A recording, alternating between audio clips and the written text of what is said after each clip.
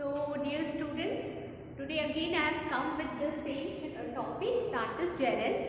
मैंने आपको बताया था कि gerund के बहुत सारे uses हैं जिसको मैं आपको बताऊंगी. मेरे लास्ट वीडियो में मैंने बताया था कि gerund noun की तरह काम करता है, it works like a noun. और मैंने आपको ये भी बताया था कि noun के कौन से काम होते हैं. तो उस समय मैंने noun के आपको 3 काम बताए थे जो इस तरह था कि noun subject की तरह काम करता है. मैंने मेरा जो लास्ट पार्ट 1 जेरेंट है उसको ज़रूर देखिएगा, ये पार्ट 2 है. तो नाउन सब्जेक्ट की तरह काम करता है, नाउन ऑब्जेक्ट की तरह काम करता है, नाउन प्रेपोजिशन के ऑब्जेक्ट की तरह काम करता है, जिसमें मैंने जेरेंट का भी एग्जाम्पल दे के बताया था. अभी मैं आपका चौथा काम जो है, फोर्थ वर्क ऑफ नाउन, वो है कि नाउन जो है वो केस इन अपोजिशन का काम करता है और नाउन एक कॉम्प्लीमेंट के रूप में भी काम करता है. तो सबसे पहले आप देखिए कि किसी भी सेंटेंस में कॉम्प्लीमेंट के रूप में नाउन कैसे काम करता है और उसके बाद जेरेंट भी कैसे उसमें काम करता है. तो सबसे पहले देखिए नाउन कॉम्प्लीमेंट के रूप में कैसे काम करता है. Noun as a complement. पहले नाउन को देख ले, नाउन कैसे कॉम्प्लीमेंट के रूप में काम करता है. जैसे मैंने बोला, यहाँ पे लिखा कि Ravi is my best friend. ठीक है, तो Ravi is my best friend. अभी मैं बेस्ट फ्रेंड की जगह यहाँ पे रवि कर दूँ तो ज़्यादा आपको लगेगा सही. Ravi is the best my best friend में फ्रेंड है, नाउन है, लेकिन यहाँ पे मैं आपको रवि को बाद में लेके आती हूँ. तो ये होगा my best friend is Ravi. ठीक है, अब यहाँ पे देखिए ये जो नाउन है रवि, इसमें ये काम कर रहा है कॉम्प्लीमेंट के रूप में, मतलब इस वर्ब का कॉम्प्लीमेंट है. अच्छा, अभी आप लोग के मन में एक क्वेश्चन जो है बहुत आता होगा कि मैम ये कॉम्प्लीमेंट और ऑब्जेक्ट है क्या, क्योंकि बहुत से बच्चे कॉम्प्लीमेंट का मतलब नहीं जानते हैं तो वो थोड़ा सा कंफ्यूज हो जाता है. पहले मुझे जेरेंट लिख लेने दो, उसके बाद मैं थोड़ा सा आपको बता दे रही हूँ कि नाउन कॉम्प्लीमेंट और ऑब्जेक्ट एक्चुअली होता क्या है. उसको मैं बहुत शॉर्ट में बताऊँगी ताकि ये कॉन्सेप्ट आपका क्लियर हो, इसलिए नहीं कि मैं आपको जो है ऑब्जेक्ट और कॉम्प्लीमेंट पढ़ाने लगूँ. मैं सिर्फ आपको थोड़ा सा हिंट दूँगी. तो यहाँ पे पहले ये जान लो कि यहाँ पे नाउन जो है वो कॉम्प्लीमेंट का काम कर रहा है. और मैं जेरेंट को पहले लिख लूँ कि माय फेवरेट हॉबी इज, कुछ भी आप जेरेंट का यूज कर लो, डांसिंग कर लो, ठीक है, सिंगिंग कर लो, कुछ भी कर लो. तो यहाँ पे जैसे ये नाउन काम कर रहा है कॉम्प्लीमेंट के रूप में, इस सेंटेंस में जेरेंट काम कर रहा है कॉम्प्लीमेंट के रूप में. तो सबसे पहले कॉम्प्लीमेंट क्या है आप जान ले कि जब किसी भी सेंटेंस में टू बी वर्ब जो है, टू बी वर्ब के अलावा और भी कई वर्ब है, लेकिन मेन टू बी वर्ब है. टू बी वर्ब में आता है आपका इज, एम, आर, ये प्रेजेंट में, और वॉज, वर, ये पास्ट में. इसके अलावा आपका सीम है, लुक है, ये भी है आपका. ठीक है, अपीयर है, इस तरह के वर्ब भी है. तो ये टू बी वर्ब जब सेंटेंस में एक रहता है यानी मेन वर्ब का काम करता है, उसको हम लिंकिंग वर्ब भी कहते हैं, यानी वो सब्जेक्ट को प्रेडिकेट से जोड़ता है. तो उसमें जो आपका वर्ब के बाद वाला जो वर्ड आएगा या कोई भी सेंटेंस आएगा, मतलब ग्रुप ऑफ सेंटेंस आएगा, वो कॉम्प्लीमेंट कहलाएगा. जैसे ही इज अ फार्मर. यहाँ पे देखो बेटा कि एक ही जो है ये वर्ब है और इस जो है यहाँ पे मेन वर्ब के रूप में काम कर रहा है, या इन दोनों को लिंक कर रहा है, इसको लिंकिंग वर्ब भी कहते हैं. तो इसके बाद ये फार्मर जो है ये आपका कॉम्प्लीमेंट कहलाएगा, ऑब्जेक्ट नहीं कहलाएगा. जहाँ पर आपका इज एंड आर अकेला काम करता है, सिंगल है सेंटेंस में, तो वहाँ पे जो उसके बाद आता है उसको हम कॉम्प्लीमेंट कहते हैं। ठीक है, जैसे रवि इज अ सिंगर। ठीक है, रवि एक गायक है। रवि इज अ सिंगर में ये इज है आपका वर्ब एक अकेला और ये कॉम्प्लीमेंट का काम करता है। यहाँ पे ही अपीयर्स हैप्पी, ये भी है आपका एक जो सेंटेंस है। हैप्पी की जगह हम यहाँ पे लेते हैं ही अपीयर्स माय फ्रेंड। यहाँ पे हैप्पी भी आपका एडजेक्टिव है लेकिन कॉम्प्लीमेंट का काम कर रहा था, लेकिन चूंकि मैं आपको नाउन समझा रही हूँ तो मैंने यहाँ पे नाउन लिख के बताया। ठीक है, तो इसको कहते हैं कॉम्प्लीमेंट। और आइए आपको ऑब्जेक्ट के बारे में भी बता दें कि ऑब्जेक्ट किसे कहते हैं। ऑब्जेक्ट है किसी भी सेंटेंस में अगर वर्ब से आप एक क्वेश्चन पूछें, जैसे रानी किल्ड, रानी ने मारा। अभी ये क्वेश्चन होता है क्या, या आई एट, मैंने खाया क्या। तो आपके वर्ब के बाद अगर आपका जो सेंटेंस इनकम्प्लीट है, अगर सेंटेंस आपका पूरा नहीं आ रहा है और इसे एक शब्द की ज़रूरत है, इसे एक वर्ड की ज़रूरत है और वो वर्ड होगा उसका ऑब्जेक्ट। लेकिन याद रखिएगा आप के बाद व्हाट या whom यानी क्या और किसे, इन दोनों में से उसके उत्तर में जो भी आएगा, इसके अलावा वाई है, विच है, व्हेन है, वेयर है, इसका उत्तर नहीं होगा। सिर्फ आपका व्हाट एंड whom, इसको हम डिटेल में बाद में पढ़ाएंगे। तो रानी के क्या मारा, एक सांप, अ स्नेक, ये हो गया आपका ऑब्जेक्ट। ठीक है, इसको हम कहते हैं ऑब्जेक्ट। यानी अगर हमने पूछा रानी ने मारा क्या, एक सांप, तो ये ऑब्जेक्ट हो गया। आई एट, मैंने खाया क्या, तो हो गया वावा, एक अमरूद, तो ये हो गया ऑब्जेक्ट। मैंने बहुत ही शॉर्ट में बताया। ऑब्जेक्ट और कॉम्प्लीमेंट का जब मैं वीडियो बनाऊंगी बाद में तो मैं आपको बताऊंगी, ये तो जस्ट आपको एक बताया। तो यहाँ पे देखिए ये इस मेन वर्ब का काम कर रहा है और उसके बाद नाउन आया, तो नाउन एज अ कॉम्प्लीमेंट और जेरेंट एज अ कॉम्प्लीमेंट। ठीक है, ये जेरेंट भी कॉम्प्लीमेंट के रूप में आया। माय फेवरेट हॉबी इज, उसके बाद कॉम्प्लीमेंट के रूप में जेरेंट आया नाचना। मेरा फेवरेट हॉबी है नाचना। मेरा बेस्ट फ्रेंड है रवि, तो ये इसको कहते हैं कॉम्प्लीमेंट। तो नाउन के काम में मैंने आपको 4 काम बता दिया। एक बताया कि नाउन सब्जेक्ट का काम करता है, जेरेंट भी सब्जेक्ट का काम करता है, नाउन ऑब्जेक्ट का काम करता है, जेरेंट भी ऑब्जेक्ट का काम करता है। फिर मैंने आपको बताया कि नाउन प्रेपोजिशन का ऑब्जेक्ट के रूप में काम करता है, जेरेंट भी वही करता है। नाउन आपके कॉम्प्लीमेंट के रूप में काम करता है, जेरेंट भी वही करता है। अब एक और है जो कि बहुत से जो टीचर से पढ़ाते हैं तो इस चीज़ को गायब कर देते हैं, वो नहीं पढ़ाते, लेकिन मैं आपको बता दूं कि नाउन केस इन अपोजिशन में भी काम करता है। अब थोड़ा केस इन अपोजिशन को समझिए क्या है। उसके बाद केस इन अपोजिशन जो है किस तरह से पहले नाउन और जेरेंट काम करता है, पहले मैं एग्जाम्पल दे दूं फिर मैं उसके बारे में थोड़ा सा आपको बताऊंगी। देखिए, noun as case in opposition, पहले हम नाउन का एग्जाम्पल दे रहे हैं तो नाउन के बारे में बताएंगे। देखो केस इन अपोजिशन क्या होता है कि अगर मैं यहाँ पे पहले मैं एग्जाम्पल लिखूंगी उसके बाद ही आपका शायद क्लियर होगा। जैसे मैंने लिखा Indira Gandhi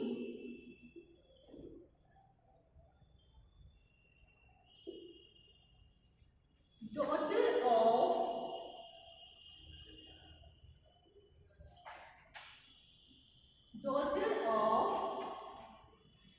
Jawahar Lal Nehru,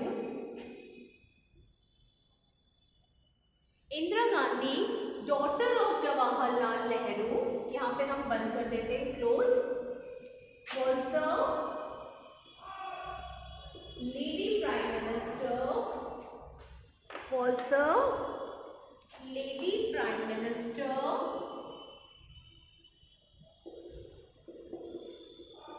of India। ठीक है, इसको कहते हैं केस इन अपोजिशन। बच्चों पहले ध्यान से देखिए, यहाँ पे आप आराम से समझिए कि देखिए मैं इधर के सारी चीज़ें मिटा दूँ पहले, तभी आप आराम से इसको समझ पाएंगे कि इंदिरा गांधी डॉटर ऑफ जवाहरलाल, यहाँ पे इंदिरा गांधी जो है ये नाउन है, ठीक है, और डॉटर ऑफ, इसको बाद मैंने एक कॉमा लगा दिया, और फिर डॉटर ऑफ जवाहरलाल नेहरू, यहाँ पे भी कॉमा बंद कर दिया। डॉटर ऑफ जवाहरलाल नेहरू ये कुछ शब्दों का समूह है, कुछ कलेक्शन ऑफ वर्ड्स है जो इस नाउन के बारे में बताता है। समझ में आ रहा है? यानी इंदिरा गांधी और डॉटर ऑफ जवाहरलाल नेहरू एक ही व्यक्ति, एक ही मतलब इंसान है ना। तो कभी कभी होता है क्या, हम किसी सेंटेंस को जब लिखते हैं और उसी सेंटेंस मतलब उस सेंटेंस का जो पहला सब्जेक्ट होता है उसी के बारे में कभी सब्जेक्ट में और कभी ऑब्जेक्ट में हमें जो है उस तरह का एक वाक्य मिलता है। ये तो हम जोड़ने वाला बता रहे हैं, ध्यान से सुनिए। अब मुझे लग रहा है आप बहुत कंफ्यूज हो जाएंगे, आराम से सुनिए कि एक नाउन जब हम लिखते हैं एक सब्जेक्ट और उसी सब्जेक्ट के बारे में कुछ शब्दों का समूह, जब उसी सब्जेक्ट के बारे में कुछ बोलते हैं तो हम उसको कॉमा से उसको पास में रख लेते हैं और उसके बाद जो है बाकी सेंटेंस लिख लेते हैं। तो इसको कहते हैं केस इन अपोजिशन या नाउन इन अपोजिशन। नाउन ये हो गया या फ्रेज इन अपोजिशन, बहुत सारी चीज़ें इसको बोलते हैं। तो देखो फ्रेज तो हो गया शब्दों का समूह, इन अपोजिशन मतलब पास पास, यानी ये कुछ शब्दों का समूह इस नाउन की व्याख्या करते हैं। समझ में आ रहा है? इसको कहते हैं केस इन अपोजिशन। देखिए मैं आपको जेरेंट बढ़ाते बढ़ाते मैं कितनी चीज़ें आपको समझा रही हूँ। एक और एग्जाम्पल मैं पहले दे दूँ फिर आपको समझा रही हूँ। देखिए एक एग्जाम्पल जैसे मैं दे रही हूँ कि रवि, बहुत इजी सा मैं दे रही हूँ, रवि माई सन is a engineer। ठीक है, अब ये देखो रवि के बारे में ये शब्द का समूह, माई सन चाहे एक ही शब्द हो, दो शब्द से जुड़ा हो, इसको रवि के बारे में ये शब्द बोल रहा है, रवि मेरा बेटा एक इंजीनियर है।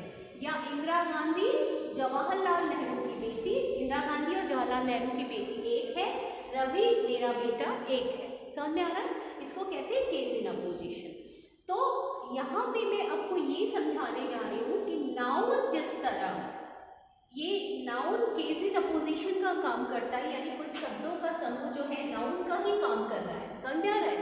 उसी तरह जेरेंट भी जो है आपके केस इन अपोजिशन का काम करता है। जैसे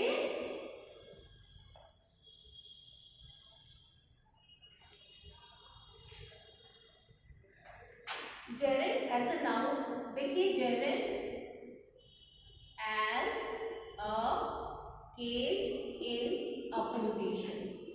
केस इन अपोजिशन के रूप में जेरेंट किस तरह काम करता है? जैसे मैंने एक सेंटेंस लिखा, it is no use crying over split milk. So it is no use, यहाँ से हम इसको कॉमा लगा देते हैं, it is no use crying over split milk। ये it is no use मतलब इसका कोई मतलब नहीं है, इसका कोई मतलब नहीं है, मतलब रोना, रोने का कोई मतलब नहीं है। किसके ऊपर? दूध के गिर जाने पर। जब दूध गिर जाता है तो इसका कोई मतलब नहीं। यहाँ पे इट का जो है नाउन केस इन अपोजिशन है क्राइम जेरेंट, मतलब इन दोनों का मतलब एक है। जैसे मैंने बताया कि इंदिरा गांधी डॉटर ऑफ जवाहरलाल जवाहरलाल नेहरू दोनों एक ही चीज़ के बारे में बात करते हैं। सेम वे में इट इज़ नो यूज और ये जेरेंट जो है एक ही बात बताते हैं, मतलब इसका कोई लाभ नहीं है। क्या? रोना, ओवर स्प्लिट मिल्क। तो ये दोनों यहाँ पे नाउन देखो केस इन अपोजिशन का काम कर रहा है। या फिर एक और एग्जाम्पल लो, जैसे हम कहते हैं कि it is foolish saying, it is foolish saying that, ये कहना मूर्खतापूर्ण होगा। तो इट इज फुलिश मतलब ये मूर्खतापूर्ण होगा, क्या? कहना। ये जेरेंट जो यहाँ पे है इसके बारे में बताते हैं, मतलब इट इज फुलिश और जेरेंट एक ही चीज है। इट इज नो यूज और क्राइम एक ही चीज है। जिस तरह से मैंने आपको बताया, समझाया कि रवि माई सन इज अ मॉनिटर या इज एन इंजीनियर, या फिर मैंने बताया इंदिरा गांधी डॉटर ऑफ जवाहरलाल नेहरू, इन दोनों को एक ही चीज है। उसी तरह ये सेंटेंस और ये जेरेंट एक ही चीज है, ठीक है। तो हमें पता नहीं आप लोगों को कितना समझ में आया होगा बेटा, लेकिन ये है कि ये नाउन का एक काम था जो मैंने आपको बताया। तो अब जो है नाउन के काम के बारे में मैंने आपको बता दिया है कि नाउन के क्या क्या काम होते हैं। नाउन के काम में मैंने आपको बताया कि नाउन सब्जेक्ट की तरह काम करता है, जेरेंट भी सब्जेक्ट की तरह काम करता है। नाउन ऑब्जेक्ट की तरह काम करता है, जेरेंट भी ऑब्जेक्ट की तरह काम करता है। नाउन किसी प्रेपोजिशन के ऑब्जेक्ट के रूप में काम करता है, जेरेंट भी उसी तरह काम करता है। नाउन किसी सब्जेक्ट का कॉम्प्लीमेंट हो सकता है, किसी सब्जेक्ट का, उसी तरह जो जेरेंट भी किसी सब्जेक्ट का कॉम्प्लीमेंट हो सकता है। नाउन जो है फ्रेज इन अपोजिशन के रूप में काम करता है, जेरेंट भी फ्रेज इन अपोजिशन के रूप में काम करता है। तो अब जब है आपको कोई पूछे कि नाउन का काम क्या है, तो आप उसको फटाक से बोल सकते हैं कि नाउन का ये पांचों काम है। अच्छा, इसके अलावा जो है जेरेंट के और भी बहुत सारे यूजेस हैं। बच्चों मैं आप लोग को इसलिए बता रही हूँ क्योंकि मैं नहीं चाहती कि और भी वीडियोस की तरह मैं थोड़ा थोड़ा छोटा जो है एक सुपरफिशियली ऊपर आपको इन्फॉर्मेशन दूँ। मैं अगर आपको जेरेंट पढ़ा रही हूँ तो मैं उससे संबंधित हर एक चीज़ को आपको बता दूँ कि जेरेंट में ये होता है, ताकि एडवांस लेवल में आप अगर पढ़ रहे हो तो आगे चल के कॉम्पिटिशन्स की प्रिपरेशन में भी ईजी हो। अभी देखिए क्या होता है, अभी हम लिखेंगे कुछ प्रेपोजिशन ऐसे होते हैं। प्रेपोजिशन आपको पता है क्या होता है, इन, ऑन, फॉर, है ना, एट, इन और ऑफ, ये सारे प्रेपोजिशंस हैं। तो कुछ प्रेपोजिशन ऐसे होते हैं जो हमेशा अपने बाद में एक जेरेंट को लेता है। समझ में आ रहा है? अब कैसे देखो हम बता रहे हैं। जैसे पहले मैं आपको कुछ प्रेपोजिशन यहाँ पे लिख के बता दूं। प्रेपोजिशन है जैसे बिफोर, ठीक है, बिफोर मैंने लिख दिया, उसके बाद मैंने लिख दिया आफ्टर, ये एक प्रेपोजिशन है, ठीक है। उसके बाद मैंने लिख दिया फॉर, ये एक प्रेपोजिशन है। उसके बाद मैंने लिख दिया ऑफ, ये एक प्रेपोजिशन है। उसके बाद मैंने लिख दिया इन, ये एक प्रेपोजिशन है। उसके बाद आपका क्या है, विथ, ये भी आपका प्रेपोजिशन है। तो अभी पहले मैं बता दूं कि प्रेपोजिशन किस तरह से एक जेरेंट को अपने साथ लेके चलता है। अब देखो बिफोर से अगर हम शुरू करते हैं तो एक सेंटेंस मैं लिख रही हूं कि before going to bed he always prays, he always prays to God। अब यहाँ पे एक सेंटेंस मैंने बनाया कि बिफोर गोइंग टू बेड, यानी बिस्तर में जाने से पहले वह हमेशा ईश्वर की प्रार्थना करता है। यहाँ पे देखो बिफोर हो गया प्रेपोजिशन और तुरंत बाद आया आपका जेरेंट। तो बिफोर गोइंग टू बेड यानी ये प्रेपोजिशन तुरंत अपने साथ एक जेरेंट को लेता है। समझ में आ रहा है? बिफोर गोइंग टू बेड, इस तरह के sentence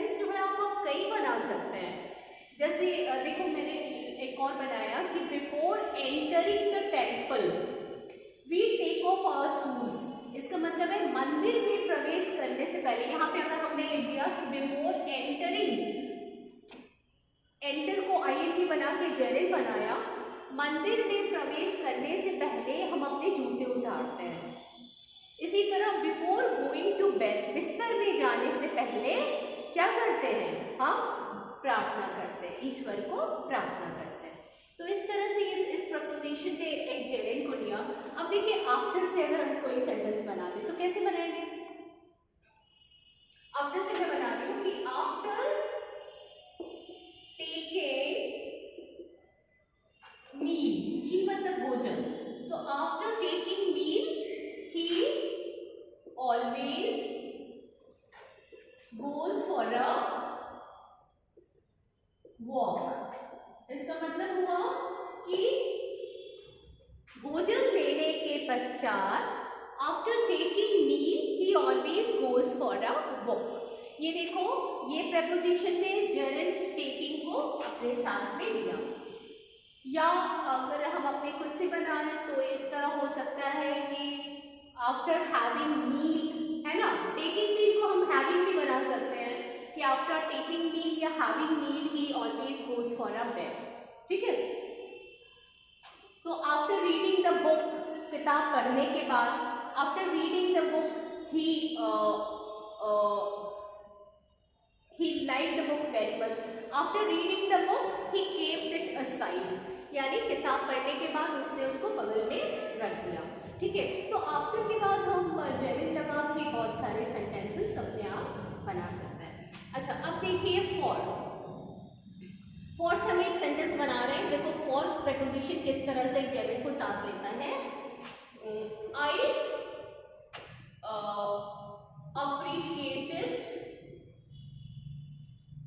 appreciated him for telling the truth।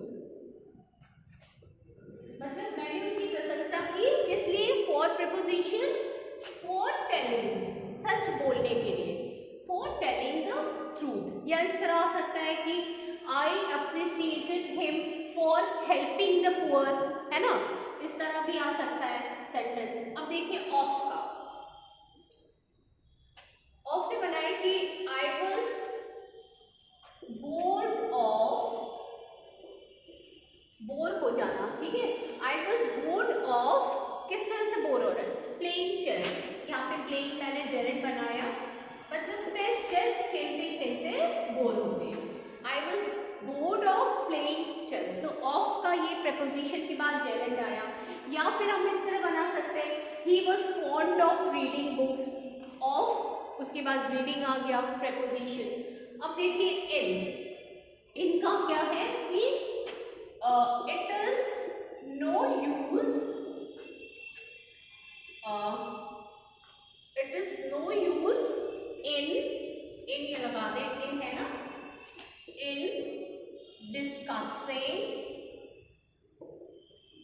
Over the issue, यानी इस मामले में डिस्कस करने का कोई फायदा नहीं है। तो it is no use in हो गया प्रपोजिशन, उसके बाद आपका जेरेंट लिया, ये आपका जेरेंट आ गया डिस्कसिंग, ठीक है।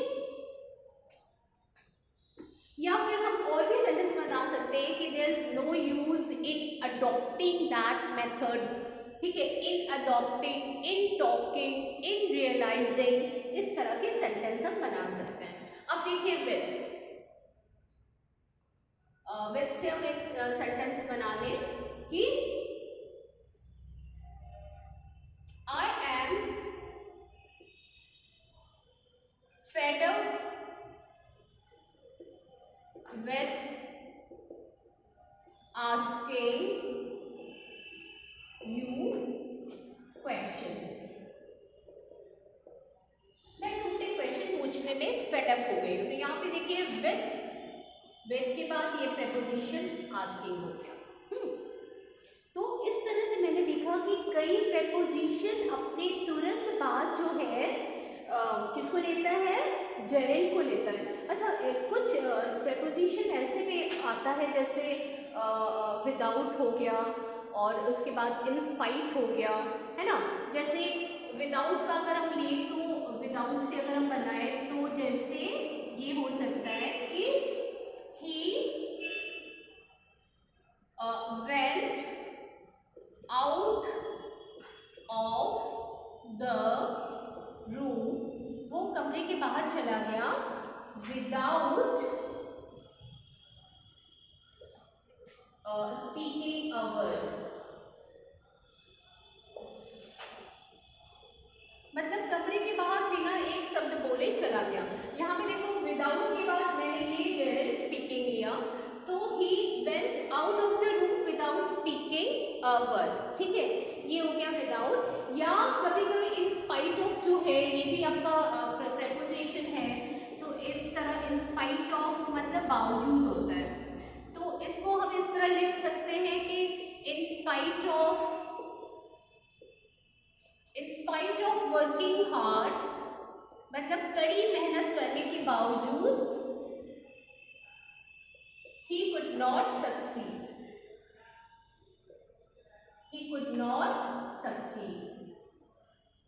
ठीक है बेटा, यहाँ पे देखो ऑफ के बाद ये वर्किंग प्रेपोजिशन आया। तो ये मैंने आपको बताया कि किस तरह से कुछ प्रेपोजिशन अपने साथ हमेशा जेरेंट को लेके चलती है। अच्छा, अब जो है चलिए अब हम कुछ वर्ब के बारे में भी बात कर लें कि किस तरह से कुछ वर्ब जो है वो हमेशा अपने साथ प्रेपोजिशन लेके चलती है।